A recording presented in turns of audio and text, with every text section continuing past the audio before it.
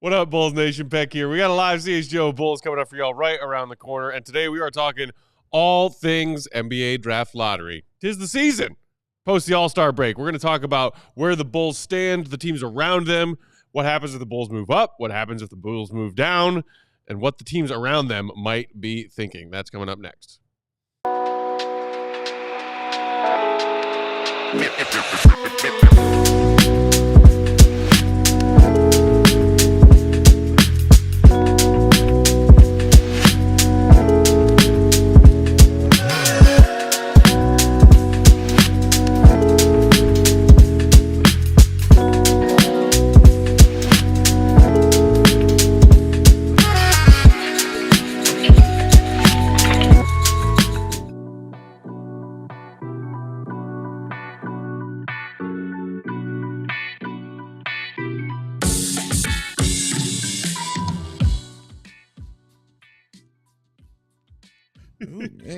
What's going on, Bulls Nation? Welcome into the CHGO Bulls podcast.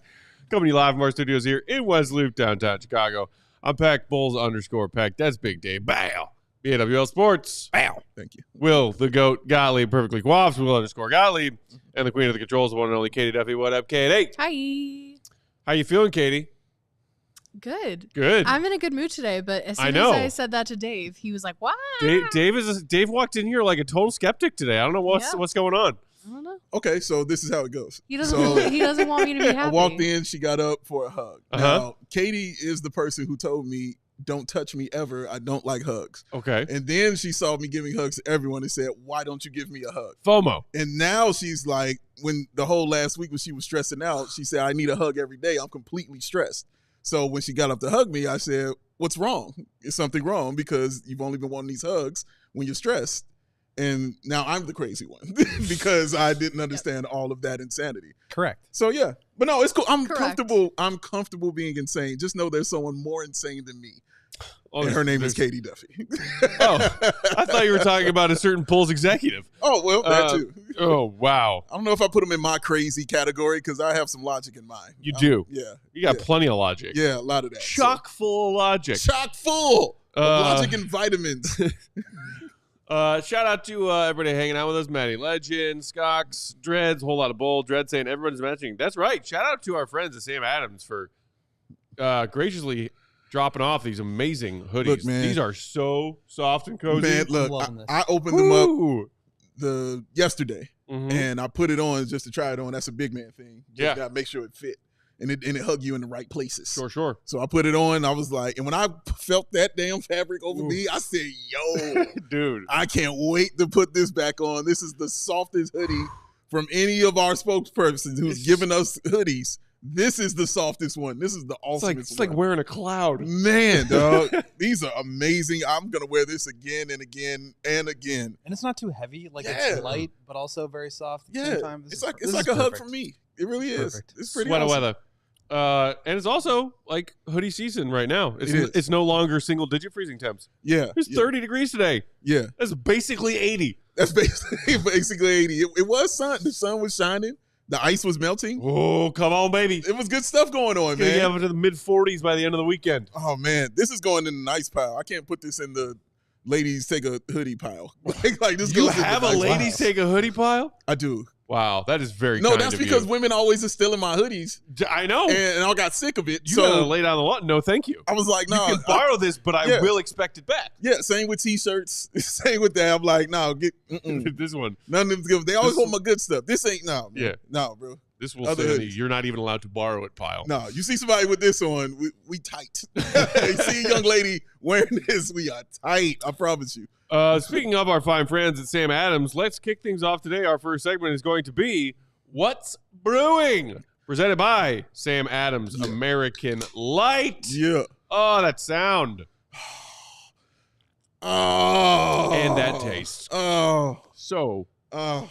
delicious. Oh. Get some at your local Delicious. Chicagoland retailer. Light beer just got a whole lot better, y'all. Oh. Sam Adams American Light. So what is brewing in the NBA and for the Bulls? Mm. Well, depends on who you ask, but I think most Bulls fans right now, what's brewing is the battle for draft lottery positioning over Oh, these my. final 20-something games in the NBA. And boy, is it a battle. It's a battle. It's some like the Wizards have run away with first place. An unnecessary battle. And good for them. Yeah. But that, that span of teams from like 6 through 10 or 11, anything can happen, and the Bulls are smack dab in the middle of it. So we figured today we could talk about where the Bulls currently are on the post-All-Star break stretch run for that lottery positioning. And even more importantly, what some of the teams around them are up to. Yeah. Because we've heard from AK and now Billy, we're still going to go out there and try and compete every night. They might accidentally get some tank wins along the way, but they're going to go out there and win for the integrity of the game and to teach the young guys the importance of how to win. By sitting them down. Dalen Terry's played like 8 minutes since the All-Star break or since the trade deadline. Let's Kevin Herter. Yeah. Gotta get hurt of those minutes. Gotta get hurt of those minutes, man. So here's how things stand right now. The Bulls at 22 and 34 currently sit in 8th in the lottery standings. Okay. Oh, look at those Jazz. Yeah. It's not great. Yeah. It's not great. The Sixers and the Nets are both at 20 and 35. Mm-hmm. 1.5 games ahead of the Bulls in those lottery standings. Let's talk about the Sixers first, because I think they are the most fascinating team here as far as whether or not the Bulls will move up or down or stay where they are. There was talk, I don't know if it was on Get Up or whatever, but Bontemps and Wendy were talking on some ESPN show about Embiid and the Sixers maybe having a serious conversation about just shutting him down in the very near future. He came back after his most recent stretch of a lot of missed games, but has not looked good. Has not looked like himself. No. Certainly has not looked healthy. In their blowout loss to the Celtics the other night, he, I think, was 3 of 9. Yeah. That is not MVP candidate Embiid. I don't know who that is, but that's not him. Yeah. And the other factor, Goat, that I'm sure fascinates you to no end, is that the Sixers themselves have a top 6 protected pick this year. Mm-hmm. If they, in the lottery, fall outside the top 6, that pick conveys to the Oklahoma City Thunder, who, those poor bastards, they clearly don't have enough draft picks. They need to get one more from Philadelphia. Mm-hmm. Sad. If the Sixers move up from 6th to 5th in the NBA lottery standings, they increase their chances of keeping that top 6 protected pick by 20.5%. They go from 43.5% to nearly 64% odds of keeping their pick. If they, instead of trying to make the play-in and then the playoffs, go the other direction and say, hey, we're at 6th right now. Can we get to 5th? Huge implications. If the Sixers finish where the Bulls are, say they have a better record than the Bulls down the stretch, and the Bulls leapfrog the Sixers in the draft lottery standings, if the Sixers finish 8th in the lottery standings, they have a 73% chance of giving their pick away. Wow. If you're the Sixers, which path makes more sense to you? Because I know my answer. Well, I think that's one way to think about it when it's just like, where do they finish in the lottery? But the idea is not just to like make the play-in and lose, right? Like it would be, if you can win those 2 play-in games, now you're giving up a 15th pick, and that you feel pretty okay about. Right. Obviously, like this season is not what they have wanted it to be. Embiid's been out. Sounds like he might need surgery again. Paul George has played really poorly. Jared McCain was like one bright spot. He's been out now with the meniscus. So they just have not been able to put this season together. And at a certain point, you do have to decide, like, is this worth hanging on to anymore or not, especially when like your future is on the line, right? Like this is not similar to the Bulls where it's not just about like the wins and losses this year. It's about how does that set you up down the line, both in terms of the draft and for the Sixers, the draft and Embiid's ability to come back next year and look more like he did when he won the MVP. So I don't know what the answer to that is. I honestly think that this game on Monday against the Bulls will tell us a lot from both teams. Boom. Are the Bulls going to be like really getting after this win to try to like put themselves in position here? Yes. Are the Sixers going to be, is one of those teams going to peel back and like let the other kind of just take that spot? Because like if you're the Sixers and you like, I wonder what the odds are of them making the playoffs through the play-in. You look at these other teams. Orlando 20 and 29. They have been a disaster lately. The Heat 25 and 28. The Hawks 26 and 30. If you're the Sixers and like Embiid's looking okay, you feel pretty good about beating all 3 of those teams in a single elimination game. And now you're in the 8th seed.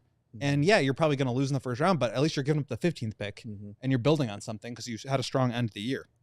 So I don't know what the calculus is for them. I do think though that if it were me, I think back to the 2022 draft when the Bulls were in a similar position. They had a top 4 protected pick, and they had a chance to pack in at the trade deadline and go for Wemby or go for the plan. And like, to me, at that point in time, I was saying, we know what this group is, sell the pieces that you can get assets for, and put yourself in the best position possible to try to make something happen in the draft. If you can't do it, fine, but at least you went for it. So if I were the Sixers, that's probably how I would feel. But obviously from the Bulls perspective, or from somebody who covers the Bulls, thinking about how that affects the Bulls, you want them to kind of go for it and push the Bulls out of the plan where they could potentially, do something that would damage their ability to get a higher draft pick. Yeah.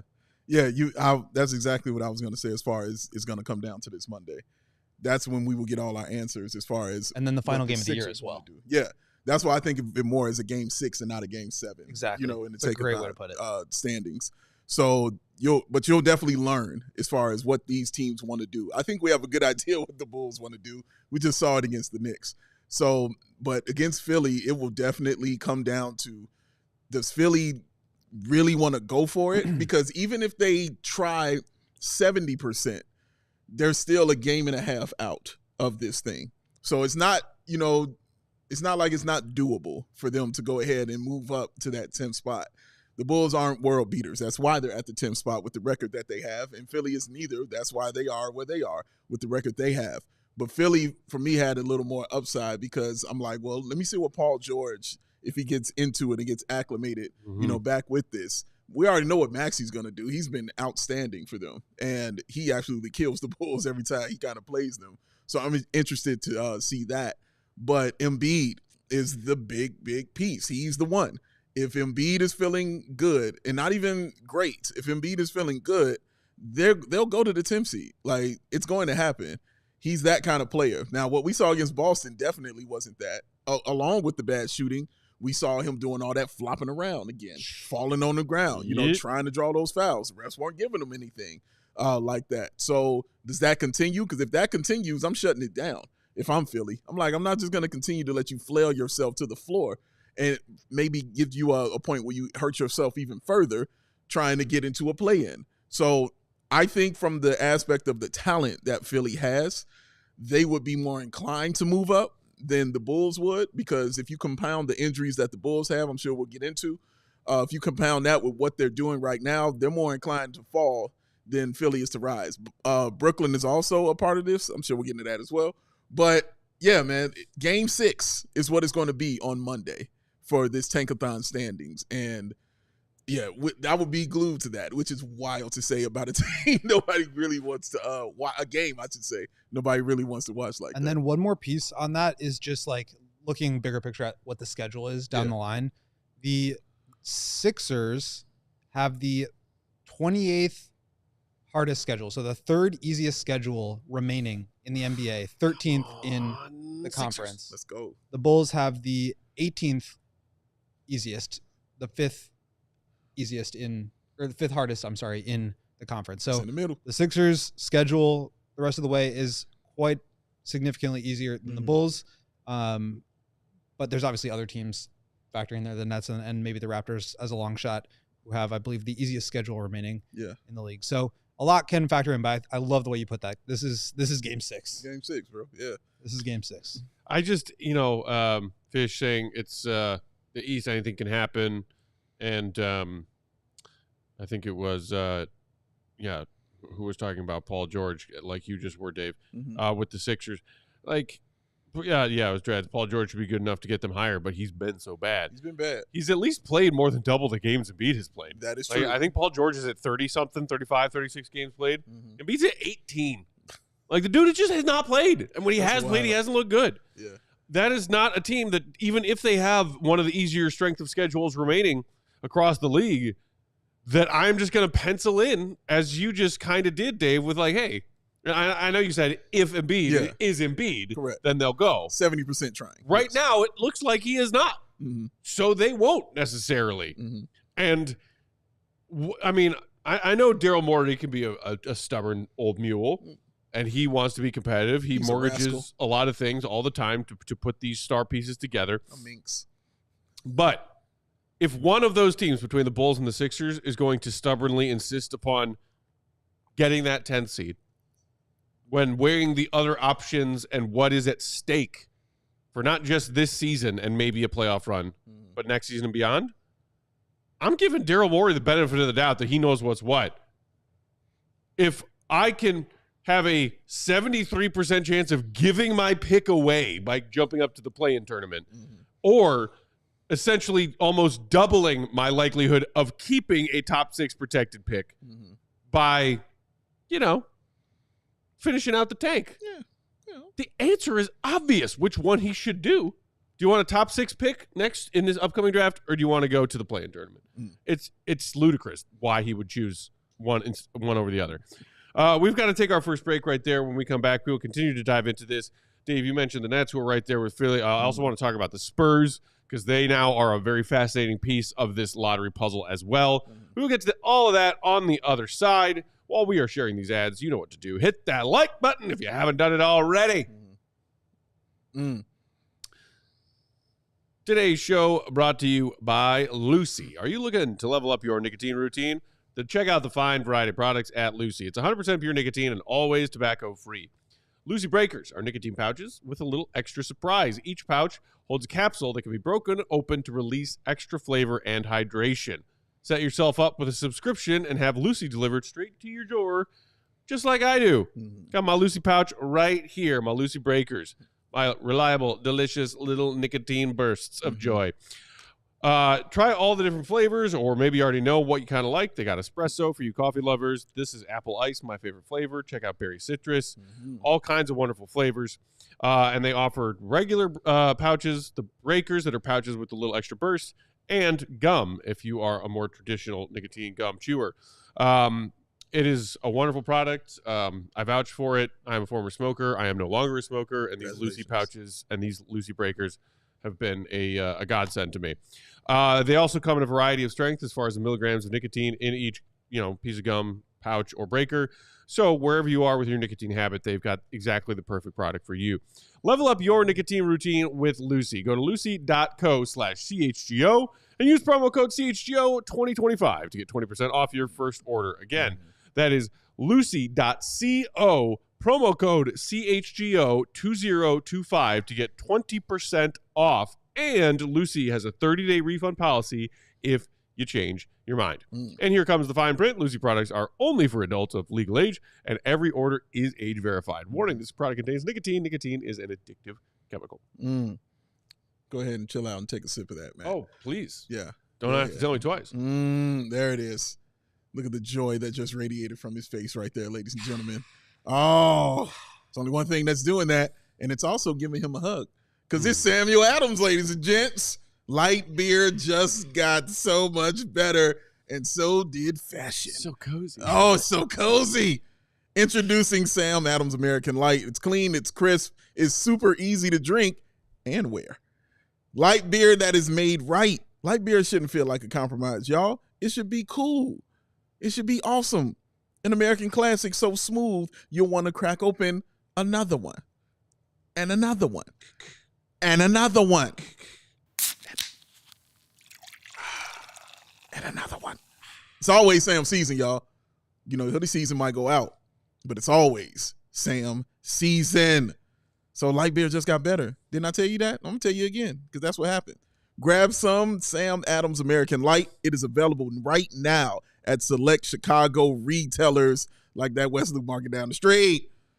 Must be 21. Please, ladies and gentlemen, drink responsibly. All right, y'all, moving right along in our NBA Draft Lottery conversation today. It's What's Brewing. Shout out Sam Adams. So the Brooklyn Nets, who you mentioned, Dave, are right there with the current identical record to the Philadelphia 76ers. Yeah. Brooklyn managed to string together a few wins in a row before the All-Star break. Did just drop their most recent game last night and are 6-4 in their last 10. Now, whereas Philly is a total toss-up as far as are they going to try and make some run at this if they get Embiid healthy, if he opts out, if he delays to have a procedure until the offseason, if Paul George and the fellow cast of characters come around. There's a lot of different ways Philly could go. Brooklyn, to me, it seems like the most logical step for them is let's bank on next season and beyond. What does it benefit Brooklyn to try and make a run at this 10th seed in the East. I feel like Brooklyn's in a similar position to the Bulls. A little bit, yeah. Right? Okay. Like they trade away their best player. They trade for their pick back. They're kind of overperforming what the expectations of them are or were. Mm-hmm. And they continue to win games that I'm sure the front office wouldn't want them to. They are a competitive team because they are very well coached. I think that's similar to the Bulls. They're a competitive team because they just have some interesting young talent. Mm-hmm. And I think that's the same for the Bulls too, but they're also missing like the top 2 franchise caliber players that they really need. And so I think the difference is you look at the Nets front office and you see that they have made multiple aggressive moves to get second round picks, trading Dennis Schroeder and trading Dorian Finney-Smith away just to try to like help build up the coffers. And that's what you have not seen the Bulls do. And that's, I think, a real shortcoming of this Bulls front office is not valuing second round draft capital, not valuing moving off of guys to put yourself in position earlier on. So you don't end up 10th seed when you're trying not to be. But I do think that the Nets are a competitive team that's like going to continue to play throughout the rest of the season. But I just don't think they are. I mean, the Bulls have already banked the wins. And if you're asking me like if these teams are going to be the same level of bad for the rest of the year, the team who already has more wins is probably going to end up with more wins. Yeah, that's real. 2 things I want to say. That's funny you saying that. I literally felt that before you put that up. Wow, that's awesome. 2 things. I want to go back to the Philly statement you made of so why they would win. Because I don't think you're wrong, because you're smart in what you're saying. Math is math. Math is math. I think the other side, though, is the money side. Yeah. Because Philly is second in the NBA in attendance. So going to a play-in game and getting more money that way, if you're looking at it like you would like a Bulls executive would look at something like that, that could be a reason why they might want to go to the play-in.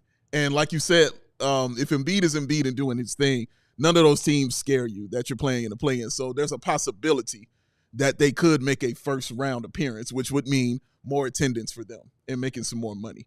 So from the money side, I would see it. I'm agreeing with you for sure. I don't see the reason why they would do it, because it doesn't make basketball sense why they would, but money-wise, I could see why they would do something like that. Well, it's also like they're thinking title, right? 6 months ago, they're thinking title. In 6 months, that's why they're going to be Paul thinking George to play with Embiid. Correct. Right. Absolutely right. This is not a team that's like you're like playing more defense by trying to keep your pick than playing offense, and like the Bulls are trying to play offense to go get the guy in the draft. The Sixers are playing defense to try to prevent the Thunder from getting the guy using their pick. So I do think that's a little bit different. Whereas the Nets, again, are in the same boat as the Bulls, where it's like, this is about finding the talent at the top of the draft. Yes. Same for the Wizards, same for the Raptors, Hornets, all these teams. And the Sixers don't fall into that same category, which is, I think, why they're a little bit hard to read. Yeah, and they weren't expected to be here either. Exactly. So they weren't planning on this. Brooklyn was planning on this. Yeah. Like, this was a plan. The Bulls, I don't know. But, yeah, I think Brooklyn's in a great position. Like, that's real. Like, I think Brooklyn's in a really great position, and I like how they're doing it and going about it. I wouldn't be surprised if they wound up in the play-in either, though, because for me, it's a victory for a young team, for the young guys on the basketball floor. Like, I just made an argument for money. I can make an argument for basketball with the Brooklyn Nets actually making it, and how it can help your team going forward. Just giving them that energy, like, oh, we are good enough to actually do this. If we add another piece or two to us, we can be even better, and we can be even better than what we actually have. So them making it, I don't see them winning in the play-in or anything like that. But if they actually go and give themselves an opportunity, that's a victory, for a team that's up and coming. Like, Philly isn't up and coming or anything like that. But, yeah, I think that they shouldn't be. Actually, I think they should be. You should be going for it. Yeah. Nets. That's what I think. Go ahead and go for it, buddy. Are you a bunch of cowards? Come on, man. It's in the name, Nets. Let that ball go in there. Swoosh. All right? Go ahead and win and get these victories. I love the way they play. I love watching them, man. We are here for it. Brooklyn, what a wonderful borough. Oh, it's the best. Come on. We want Brooklyn. Be Brooklyn. I'm going to name my daughter that. 99. Brooklyn Nine-Nine. Phenomenal show. Hey, it's amazing great. show. Amazing show. Who's your favorite character, Katie? Brooklyn Nine-Nine. Oh, that's really tough. I think it's Gina. Gina. She is she is a queen herself, so it makes sense that you guys would be kindred spirits. We are kindred spirits in a lot of ways. Obviously, you guys are Jake and Doug Judy. Oh yeah. So. I told him this a while ago. That's been discussed years ago. Yeah, I broke that down. I got us matching Tigers and Tukes outfits that I made Dave wear one time. Mm-hmm.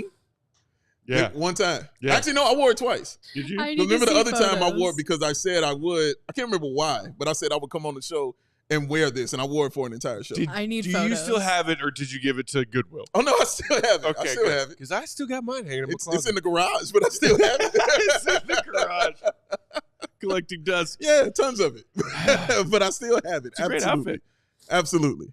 All right, guys, let's move on to Portland.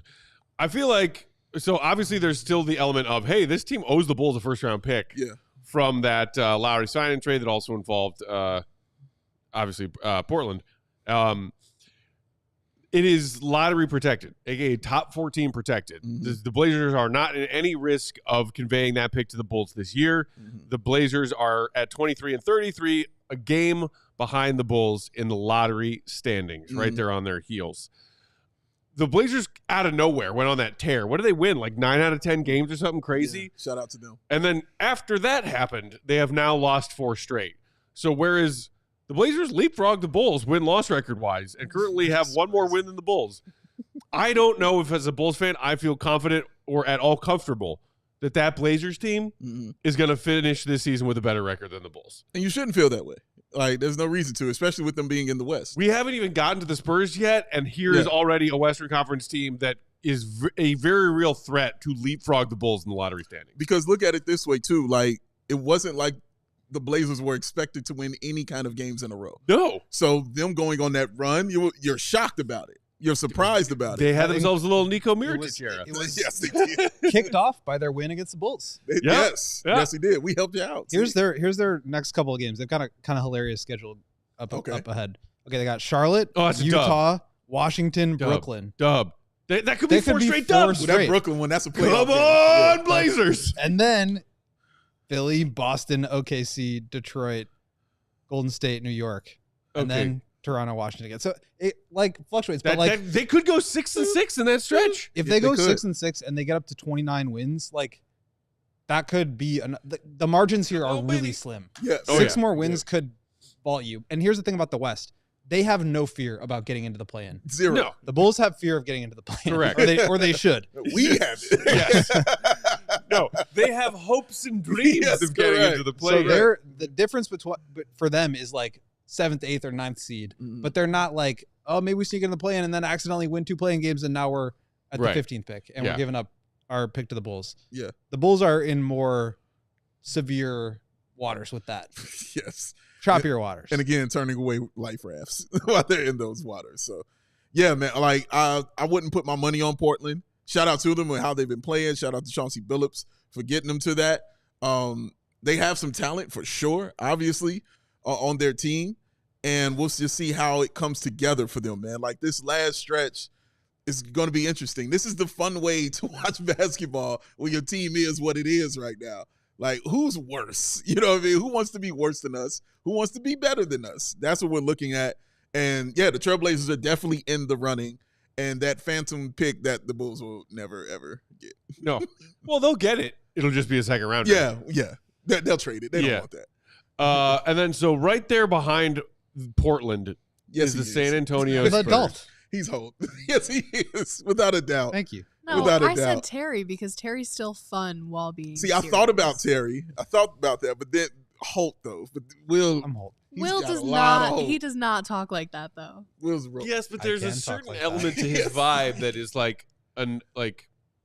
because Holt can be silly and goofy when he wants to be. Yeah. But then he's also just very no nonsense. Yeah. All right, you might. Fun is optional. You might have changed my mind.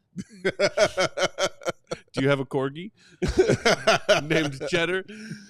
Okay, so Cheddar. Okay, you know what? Let's take our second ad break real quick. Then we'll come back and we'll start talking Spurs. He needs a few minutes to think about why. The NBA draft, lottery, and where the Bulls stand. Hit that like button for crying out loud. What are you waiting for? Help Katie out. Punk. Oh man, aren't you hungry? Yeah, always. Always got the beer around. Aren't you hungry? Uh-huh. Well, I'll get you some of those Hooters wings, man. Oh, man. Shout out to them because they were up in here yesterday. Had this whole place smelling Brought a whole awesome. tray of wings. Yes, man. And they are out of there. Everybody ran through them, all right? Like locusts. I mean, out of there, man. It was good stuff, y'all. Awesome. We love them. And obviously, you do too. And guess what? Every Tuesday in February through the 25th, your wing cravings can make a difference. Hooters is donating a portion of chicken wing sales to Holy Family Schools, helping fund tuition, books, classroom supplies, and more for kids in under-resourced communities. With the support of our Chicagoland Hooters family, we've raised over $1 million since 1992. Let's keep it going because the kids can't fly without wings. See what just happened? See what just went down right there? Can't do it, y'all. Cheer on your favorite teams from any of the 11 Chicagoland Hooters locations, y'all. You can even order online for pickup and delivery. Check them out at originalhooters.com. Hooters, yes. You know, one of the easiest ways to get to your local Hooters, Dave. Yeah. Your new car that you got from Ray! Ray Chrysler Dodge Jeep and Ram during the President's Day sales event at Ray Chrysler Dodge Jeep and Ram in Fox Lake. Shop federally approved savings on brand new vehicles. Head to Ray CDJR on Route 12 today to choose from their huge inventory of new Chrysler Dodge Jeep and Ram vehicles. And right now you can take 18% off MSRP with a dealer discount on all new 2024 gas-powered Jeep Wrangler models. Or shop over 125 vehicles priced under $20,000. With a team of friendly brand experts, the team at Ray CDJR is here to help you during each step of your car shopping journey. Plus, since they prioritize affordability, you know you won't overpay for the vehicle you need. And with that raised price promise, you can shop confidently with no add-ons, no hidden fees, ever. That's the promise. The price you see is the price you pay. It's that simple. So go check out our partners today to shop one of Chicago area's largest inventories. Find the new right vehicle for you, then drive home happy. The team at Ray is the only one we recommend, so don't miss out on their President's Day sales event going on all month long for 18% off MSRP on all new 2024 gas-powered Jeep Wrangler models. For more information, visit raycdjr.com or visit Ray CDJR on Route 12 in Fox Lake. They've been serving the community since 1963. Boom, boom, boom. You know what? Katie makes a good point. Is Will Amy? Will could be Amy. He's got some Amy in him. Really too. smart. I can see it. I don't like the rules that much, though. You don't like the rules. That's fair. But in our universe, you are the one who kind of has to follow some of them. I know them. Yes, you do know them. He knows them. I know them. I can see that. I still say hope, but I think that's a good argument. And Amy has a little bit of sass. Yeah. Goat has a little bit of sass. Yeah. Like her know-it-allness, kind of like I'm hearing Goat saying to us, I hate to tell you. That was compelling. That was a compelling argument. Yeah, It's a solid compelling argument. one, yeah. Also, Jacob Stone in the comments thinks that Purdue is Holt. No. Just because he's the elder statesman and, like, you know, that doesn't necessarily mean that he's in charge. He's Scully. He's totally No. Scully. Oh my god. Or Hitchcock. He's a blend of Scully and Hitchcock. Yeah. Scully. Nobody Yeah. is Hitchcock. Nobody's Hitchcock. Come on, man. No This is way. the only dude who took his shoes off on live on television. That's true. If that ain't a Scully or Hitchcock move, I don't know what is. All right? True. Who's Boyle? Who's Boyle? Oh, do we have a Boyle? Do we have a Boyle? Boyle. Cody? Cody, I I was could gonna see say it. in his heyday, Young Spathis. Yeah, okay. I can see that. That's very, well very done. capable, Yeah. really hard Yeah. worker, Yeah. and just like really eager to please. Yeah, and I like can see really that. excited about like being around all the time. Yeah, man. And very chatty. Chatty Spathis. Very chatty Spathis, man. Yeah, yes. Oh my God, that's perfect. Yep. Successful at the craps table. Oh, No, not so much. Not so much. Well done. That's good. I like that. okay. So moving on and cast your vote in that poll that Katie just put up. And hit the like while you're Use your at it. psychic powers where the Bulls land in the draft. I got two of these. So quick, I guess it also does depend on where they end up coming into the lottery. Mm-hmm. But either the Bulls jump into the top 4 or stay at wherever number they end at, whether it be 7, 8, 9, 10, or fall back a few spots from where they are because a team beneath them in the lottery standings jumps them. Mm-hmm. So as of right now, if the Bulls stay at 8 where they are, Mm-hmm.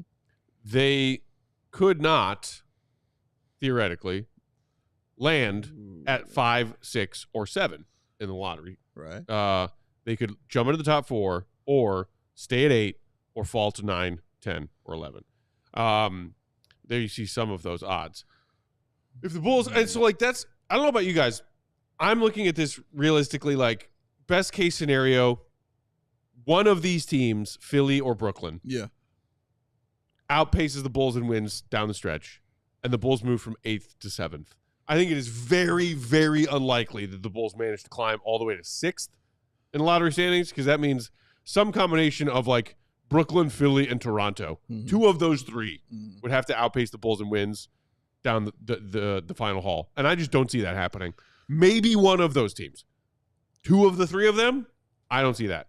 For what it's worth, Yeah. the ESPN BPI prediction model has the Bulls finishing 1, 2, 3, 4, 5, 6, 7th, with the Spurs, Blazers, and 76ers all ahead of them. So this has them at 32.4 wins, with the Nets and Raptors closely behind them or ahead of them in the Tankathon standings. I agree. I don't think that they're going to be in a position where they're jumping multiple teams. I think it's more likely that multiple teams jump them. Yes. Because the way that they're approaching this compared to the way the other teams are approaching this, I'm not sure that they're going to do what it takes. Correct. To put it that way. But I also think that there's a possibility that the Sixers give it like one more push, and that includes this Bulls game. Yeah. And if they win that, now they're maybe, just on a better path, because they've had a really brutal schedule over the last few weeks.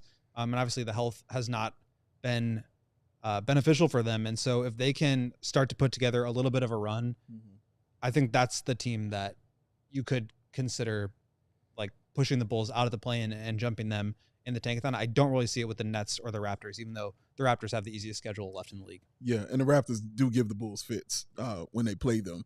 So, yeah, the teams will have to do the work for the Bulls. Yeah. Because the Bulls clearly aren't going to do it themselves. They showed it to you yesterday on the grandest stage that there is in the NBA. They are not here to try to lose and do anything like that. So nobody will be sat down unless you are a rookie. The only players that will be taking a seat. So they'll be trying to win. This is where the schedule will come into play, because having that tough schedule that the Bulls have, that's going to come into play too. Playing Phoenix tomorrow is going to be a game, because Phoenix coming off of that loss to the Spurs, I mean, they're going to be a little upset, you know, and they're going to want some revenge going out there and playing. And we already know that Kevin Durant knows how to play against the Chicago Bulls. Knows how to play against every NBA team, obviously, but he has a little extra when he's playing against the Chicago Bulls. So that'll be interesting also to see. But like we said, the Sixers, the Clippers, who are still going to be fighting for a position where they are. The Raptors, as I told you, give the Bulls fits. The Pacers, who are still going to be fighting for a position. Cleveland is just Cleveland. Even though the Bulls play them pretty well, they still end up on the losing side. But the Bulls honestly play them well. And then the Orlando Magic, who have been just kicking the crap out the Bulls, except the Bulls did beat them when Paolo got injured in that first half and went down. So, but he's back and he looked great in the game. I think he had 35 and something like that. Like, he looked really, really good. So interested to see how that plays out as well, because that will be in Orlando, where the Bulls just kind of struggle when they play them down there. But here's the other thing about the Bulls is, like, we're talking about this Orlando game and them playing the Magic well, or them playing the Cavs well. Zach LaVine was playing really well at that time. The Bulls are 0-5 since trading Zach LaVine with a minus 19.9 net rating. This is not the same team. And I know they had a competitive game last night. Knicks were shorthanded. Yeah. They did play well. Like, you don't want to take that away from the Bulls. They played careful with that C well, word, but I know they can have these moments where they hit a lot of threes or they look competitive or whatever it is, but this is like not a team that's primed to like make a big push here. Yes, I don't think. And that's the other part I was going to, was the injuries and things like that will definitely come into play here, because you're absolutely right with Zach. But these they've been pretty okay as far as like the injury bug has been up until this point now. Now it feels like it's starting to bite them a little bit more. We saw Jalen go down. We saw Io go down. We know Patrick Williams is down. So and Dalen Terry's been dealing with knee issues like the entire season. Mm-hmm. So it's going to be interesting to see, man. Can they remain healthy and do what they feel like doing, which is actually try to make a run for the play-in, because you've lost the main talent that you had that was, as Will stated, was carrying you to these competitive wins and losses. Now that you've lost that and you're having injuries with that, what are you going to do? And you don't have size either. And you've got new players that still are getting acclimated in the Zach Collins and the Kevin Huerter and Jones. Jones looks like he's definitely acclimated. He will not come off the floor. Billy will definitely be playing him. So, yeah, it's just be interested to see how that continues to go forward, because they definitely took a shot as far as talent is concerned, and injuries are coming right behind that. Just real quick, because you mentioned those injuries, the Bulls' latest injury report dropped a little while ago while we were live. Jalen Smith has already been ruled out for tomorrow's game against the Suns, still in Lee's concussion protocol. Patrick Williams obviously remains out. Ayo Dosunmu, questionable left shoulder soreness.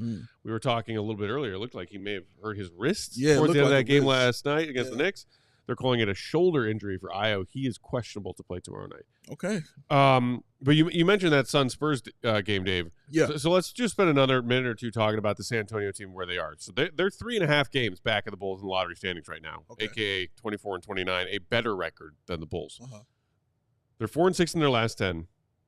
And we just, the NBA world was a little bit shocked when we saw the news. What was that, yesterday? Earlier in the day yesterday? When they said that Wemby is out for the rest of the season. Crazy. Speaking of injuries, and that is a biggie.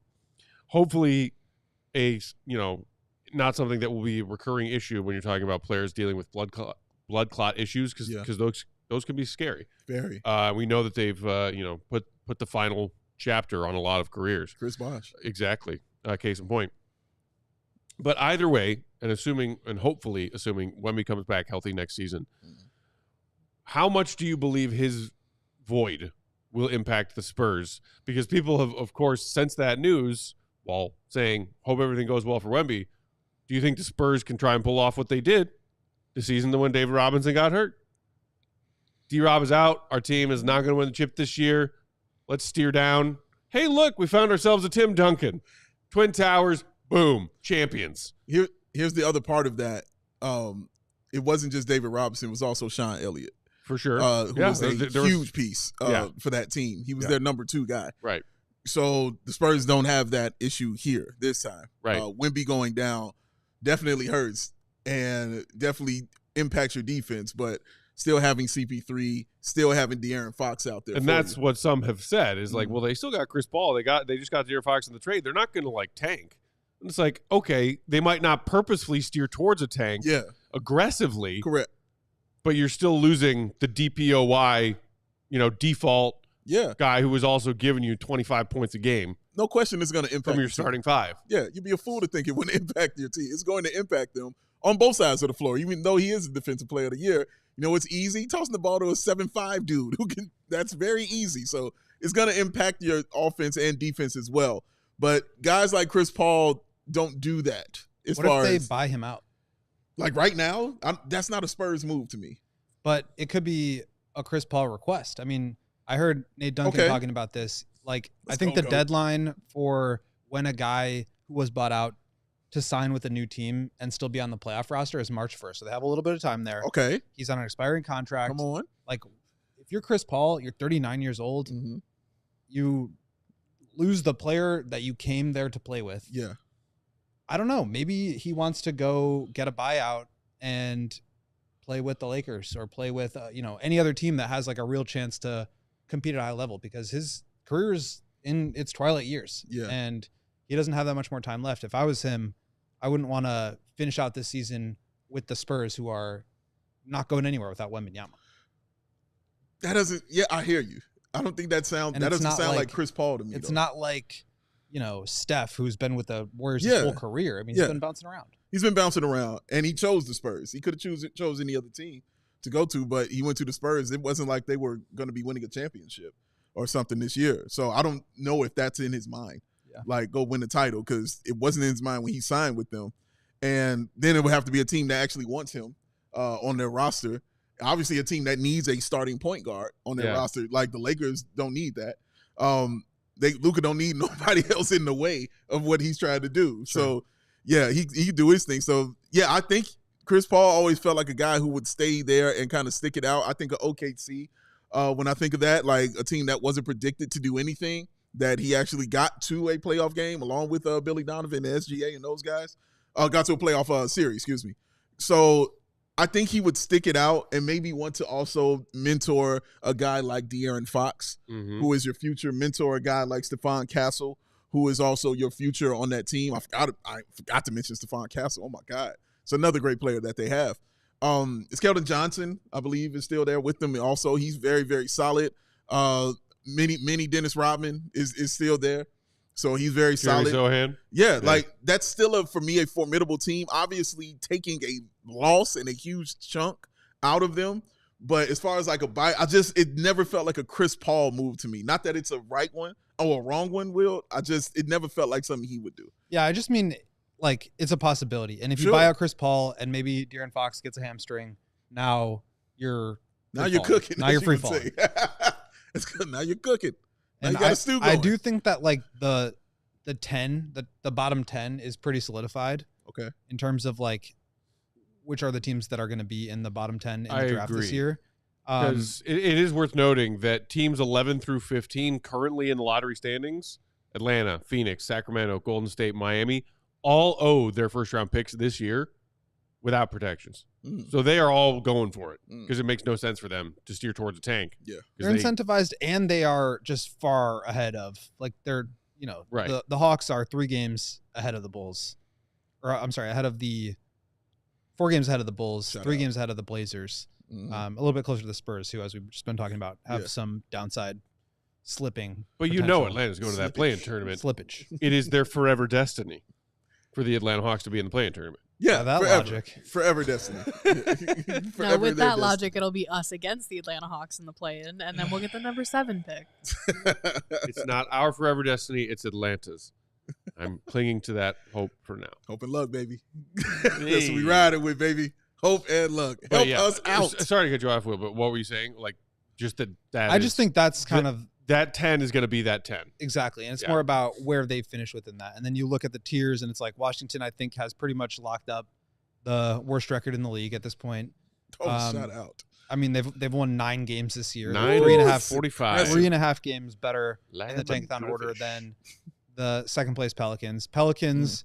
Jazz, Hornets are all within a game and a half of each other, 2 through 4. You have the Raptors, who are 7.5 back, so 2.5 up on 2.5 behind the Hornets and 3 games ahead of the 76ers. They're kind of in a tier of their own.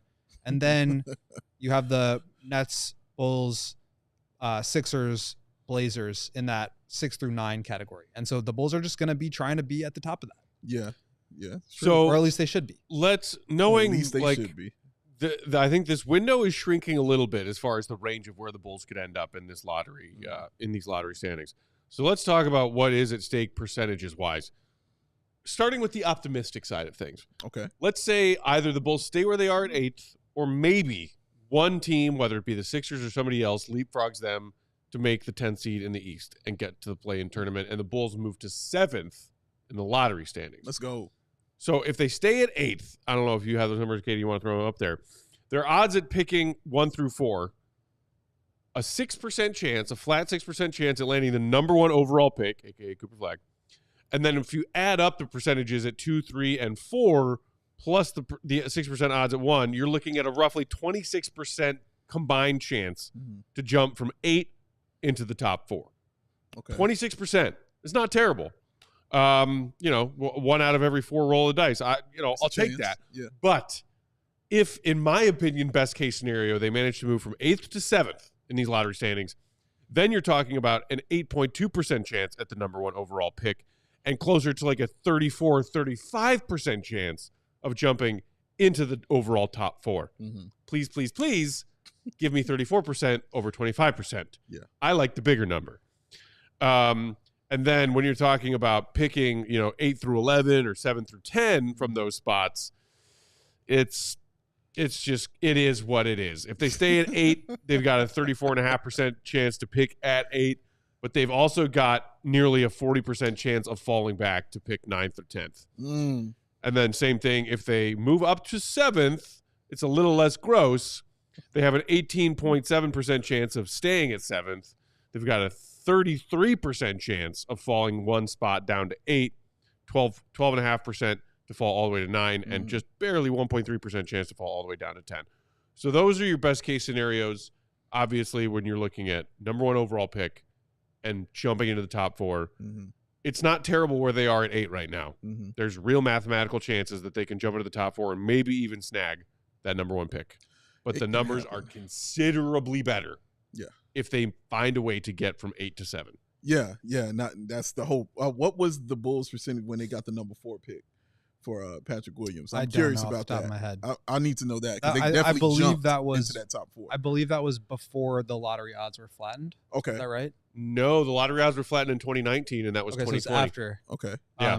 So yeah, I mean, you had to have some luck there, but I think the other thing Wasn't it the joke that like they were slotted 7th, but then they jumped from They 4th jumped. Yeah. from Oh, 7th maybe to that's what 4th They because jumped into everybody the was like, top "Oh 4. my god, we're gonna pick 7th Yeah. again."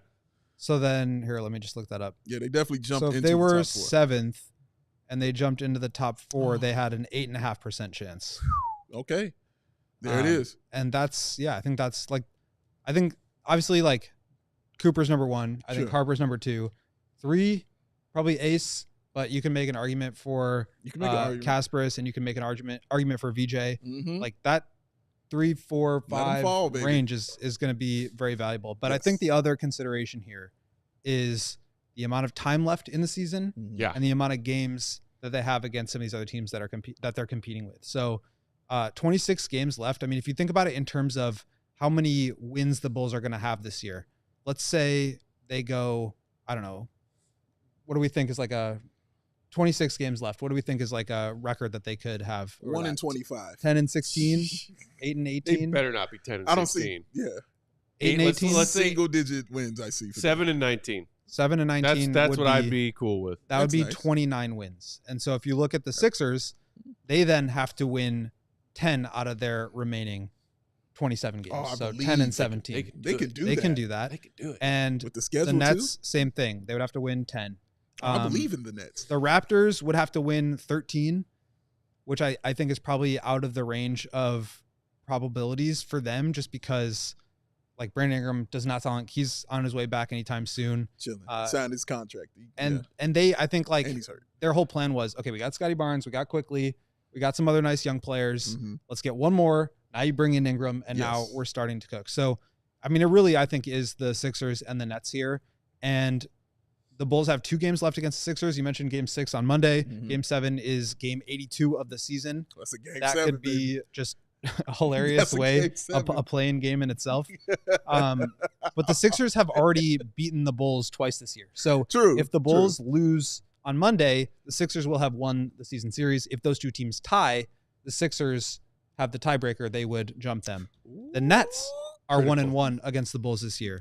The Bulls play the Nets on March 13th at home. That, again, will be really big, not just in terms of the standings, but in terms of the tiebreakers. So a lot of these games are, I mean, they really are kind of like playing games at this point. And if you're as serious about lottery odds as the Bulls need to be, unfortunately for the Bulls, they're in some stiff competition for those lottery odds. And the teams that they have to lose to are the teams that also want to be doing the losing. Yes, So, it'll just be interesting to see like who pings Amy that day, or you know, like you were at the game with Purdue in the BMO club. Shout out to you, Flex. And they were playing that Nets team, and they sat everyone in that game against the Bulls. They did. And the Bulls torched them. So They did. that's the kind of competition. And it was the same thing with the Raptors in the last 2 games that they played against them, where the Raptors just didn't play any of their guys. So are the Bulls going to get on that level and get their hands dirty a little bit, or are they going to still have this like competitive integrity thing that they're after, and let that get in the way? Nothing says competitive integrity, like beating up on teams who are doing the tank the right way. Yeah. Great point. And I also would like to know, I got to do the math on this, how many home games the Bulls have left, because they have not been good at home. What are you talking They've been about, so man? much better on the road. AK put down the mandate beginning of the season, media day. We're going to protect home wanna court. protect and home he court. And the team totally followed through. Yeah, follow through, brick. Oh, missed the shot. So they are 10-19 at home, Woo!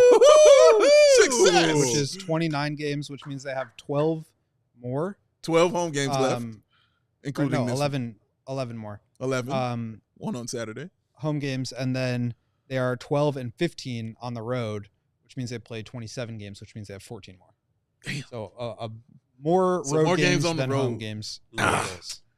Damn it. Well, Okay. hey, doesn't matter. Home, road, just keep your eyes on the goal. That's it. Talking about these dicey odds and the stiff competition goat. We were just talking about best case scenario. Maybe they stay at 8, maybe they're at 7. Let's now brace ourselves. Where we going? What if the Bulls fall to What? 9th or 10th in the lottery? Why would you do that? Because as we were just talking about Portland, we were just talking about San Antonio. There's a decent chance that one, if not both of those teams, finds their way past the Bulls in the Tankathon standings. So let's start with 9th. Okay. If one of those teams leapfrogs the Bulls in the Tankathon standings, I don't like this. and Sixers don't make a run, Brooklyn doesn't make a run, etc., then the Bulls' odds at the number 1 overall pick would fall from 6% to 4.5%. Look how low that is. Their collective odds of jumping anywhere into the top 4 from number 9 would drop from 26% to just shy of like 20%.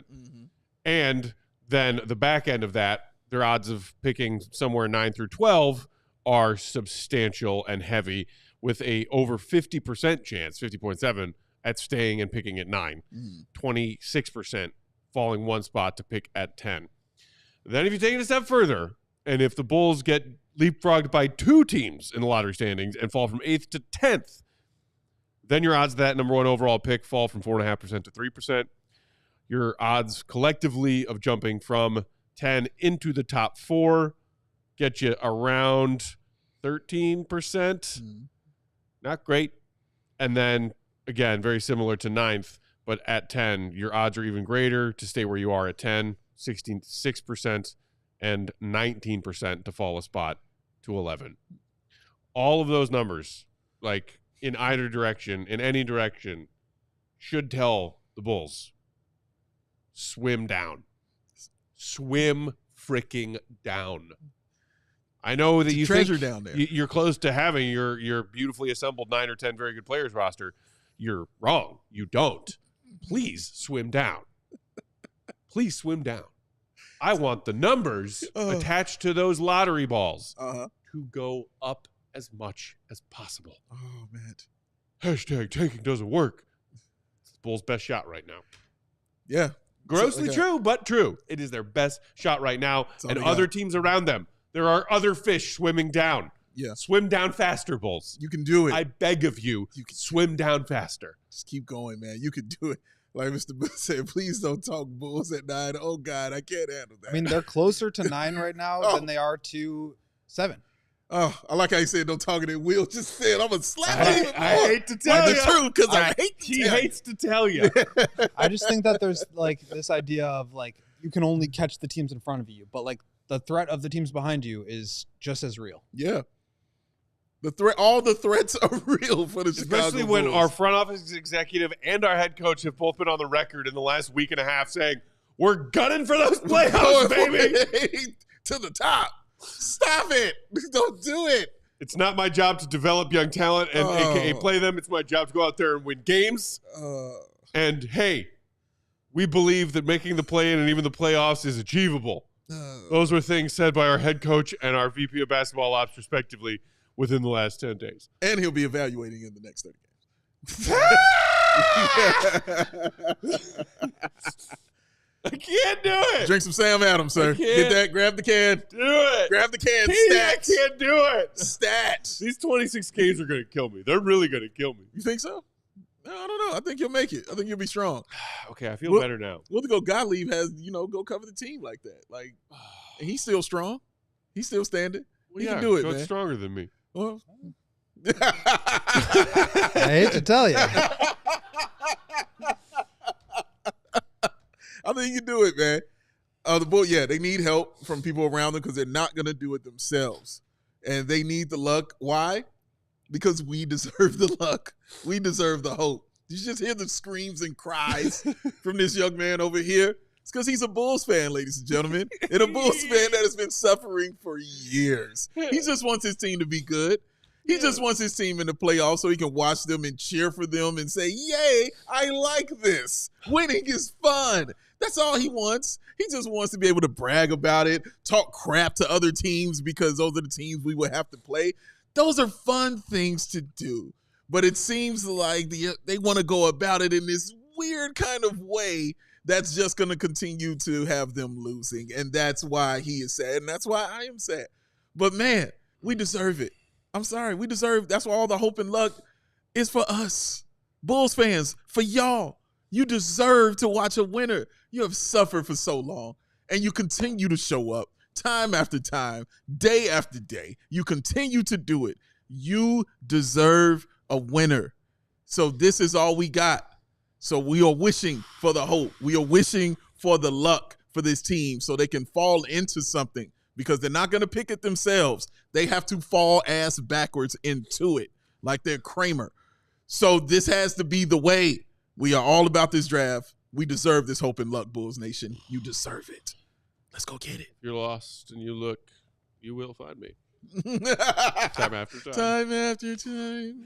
If you fall, I will catch you. I will be waiting. The Bulls won't, but we will be here as Bulls fans. We got y'all. For one another. For sure. For one another. Yes, man. Whether it's just like, commiserating or giving each other a needed laugh every once in a while or breaking down a Bulls-Knicks game last night. Doesn't matter. Either way. That is going to do it for those of you watching on our fast streaming services and channels like Roku and Samsung TV Plus. Shout out to all of you. If you want the bonus coverage, just head over to allchgo.com. But real quick, before we get out of here, to end on a happy, fun note. Okay. I mean, it's kind of like, it's a double-edged sword. Okay, I thought I knew where you were going, and then you said happy note, and now I'm very confused. No, it is the last thing that I had budgeted for our show today. That's not happy, but continue. But it's a good laugh. Sure. It's a good laugh. Don't Bulls fans need laughs where they can get them right now. If y'all missed this, if you read one piece of sports writing in addition to Goat's great stuff from earlier today, correct, allchgo.com, go read it. Flex. Some great video breakdowns in there, too, as far as what the Bulls and Knicks were doing down the stretch last night. Often. If you read two things in the world of sports media, the second should be Sam Quinn, CBS Sports, NBA front office rankings, Celtics, OKC at the top, Mavericks sink after Luka trade, but they aren't number 30. Scroll. Your boat. Scroll your boat. The street. Oh, so many scrolls. So much scrolling. Tier 11? Oh, my goodness. What do we got here? Barely. This is not a dream. Number 30, Chicago Bulls, ranking the 30 front offices in the NBA. Yeah. Previous spot was the Kings at 29. Shout out Zach and DeMar. The Kings aspire to 46 or 47 wins. The Bulls seemingly aspire to 36 or 37. They very nearly occupied their own tier on this list and were an obvious choice for number 30. To understand why, let's briefly go through some of the bullet points that we covered up top to show all the ways this organization is failing and the bullet points of how Sam and his crew were evaluating the performances of NBA front offices. Does the GM have a track record? No. The Bulls haven't won a playoff series under AK. Does the GM have a plan? It certainly doesn't seem like it. AK argued at a recent press conference the team can win championships with 9 or 10 very good players rather than 2 or 3 superstars. Aside from being mostly untrue historically, it is worth pointing out that the Bulls do not have 9 or 10 very good players, nor are they especially close to reaching that number. Let me add to that point. Please do. Arturas has been asked twice after the trade deadline and at the start of the season about what the plan is, and he has not been able to provide. This is true. So yeah, if the question is what's the plan, I don't think they know. I don't have one. Does the front office tend to make good trades? Sam Quinn. Well, they managed to trade Alex Caruso to OKC without getting a single first-round pick back. They basically kick-started Orlando's rebuild with the Vooch trade. They did. And they recently gave away their best player in Levine to regain control of a first-round pick that was already top 8 protected, actually top 10 this year, and therefore eminently keepable if they had been willing to tank for it properly. So I'm going to go ahead and say no. No. Does the front office tend to sign good contracts? Patrick Williams is averaging 9 points per game on a $90 million deal right now, so that's not looking great either. Is ownership willing to spend enough to win? Despite operating the NBA's third largest market, the Bulls have paid the luxury tax only twice. By my calculation, since the Reindorfs took office, that's uno. Only 6 teams have spent less in total tax dollars, according to SpotTrack. Nico Harrison at least built a finals team last season, in reference to the GM who traded away Luka. Correct. Matt Ishbia deserves credit for his willingness to spend. The Kings have pathways to at least being reasonably competitive, but there's just no argument whatsoever in favor of how the Bulls operate beyond consistently maximizing revenue and minimizing costs. The bars. Sam Quinn. The bars, Sam Quinn. There you are. There you are. There you are. That's for you, sir. One Well of my done. simple pleasures in life these days. Mhm. One of the last few remaining, in addition to my Sam Adams lights, of course, Thank you, Sam Adams. is when outside media people come in and set fire Yeah. to this pathetic organization and how badly its front office is failing us as fans right now. Yeah. They're like the little delicious drops of heaven. You know, it was funny because when I read this, yes. When It validates that we're all not crazy. They're crazy. Wow, he goes crazy. This is the best. You know, when I was reading this earlier, when you guys sent it, I love how both of y'all sent it like at the same time. It's like simultaneously. But when I read it, and when he mentioned Nico Harrison, my first thought was, that is so wild that a trade that people, we'll see how it goes down in history, but a trade right now people are considering one of the worst trade in NBA history. You're still a few tiers lower than that. You know what I mean? Like, like the dude who made the trade, everybody said, this is the dumbest. What are you doing? What's like This is bad. You're worse than that. that Billy Bean line from Moneyball. Yeah. It's like, you know, there's the rich teams, and then there's the poor teams, and then there's 50 feet of crap, and then there's us. That part, when it popped into my head when I saw that, I just said, yeah, we are not good on any level, man. I do think it's level. valuable, though, to like sometimes take a step back and put it into perspective of the rest of the league. Yes. And like we are so in the weeds with this team every day. Yeah. That's how we evaluate the players Trenches. against themselves. We're not evaluating them against other young players in the league. Right. How you're evaluating the team's draft capital against itself and not against how the other teams are building. And so when you look at how some national writers or outlets are thinking about this, and like Matt's saying, affirms what he and we have been saying. He's not taking crazy pills. Yeah, I think it's important perspective. Very important perspective from the outside to see it. And I love the way they write about it because they're like, what the hell are they doing? Like, what is going on? And we're like, yeah. That's what we're screaming. We've been saying it all the for time. years. Thank you for joining us in this, man. So, yeah, the more of that we can get on our side with this, the better it is, man. Like, it's bad, y'all. It's really bad. Dead last. And not particularly close. And it's not a case Sam of Quinn said, if I you're not almost first, made the you're last. Bulls their It's- own tier for how bad their front office has performed. That is outrageous. That is outrageous. But also, if he had put them in their own tier, I would have been like, yeah, yeah, they belong there. shame. If they say, oh, way down here.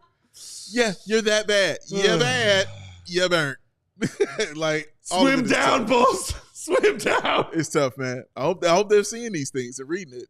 You know I what I mean? really hope so. Like, you got to see this. These aren't the jokes. I hope that AK sees these columns, these things that are viral and go around NBA Twitter. And just as importantly, I hope that Jerry and Michael also see them. Mm-hmm. The league is laughing at you. Agreed. And the league has been laughing at you for a while. For a while. They baby. take turns between laughing at you and asking, what the hell are the Bulls doing? And just ignoring.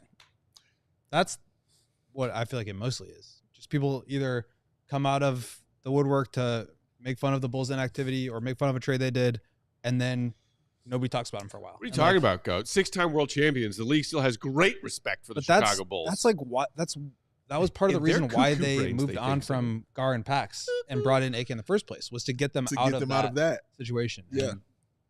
And, And here we are. Get them off my screen, Katie. Get those guys off my screen. I'm gonna go play 2K and play the Jordan challenge.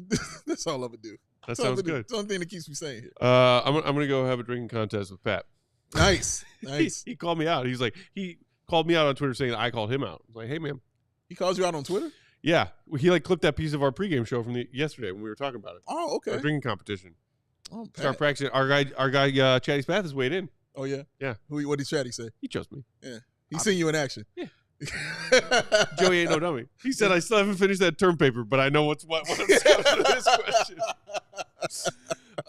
Again, reminder, y'all, go read Goat's latest, allchgo.com, about their game with the Knicks last night and what the heck they're doing. It's great stuff. Loved every word of it. Follow him, Will_Gottlieb. Become a diehard to read all of and the very best of his writing for us. Thank you, Big RW. Dave is at BAWS Sports. I'm Bulls_Peck. We are CHGO_Bulls. Shout out to the one and only queen of the controls. The one and only queen of the controls. Hit that like button for crying out loud for Katie on your way out if you haven't done it yet. We will see y'all tomorrow. Bulls, Suns, 4 p.m. Central tip-off. Yeah. Saturday afternoon. We will see you then. See you, Red. Be good. Rest in love to Valletta Wallace. Peace. We all silly like the mayor.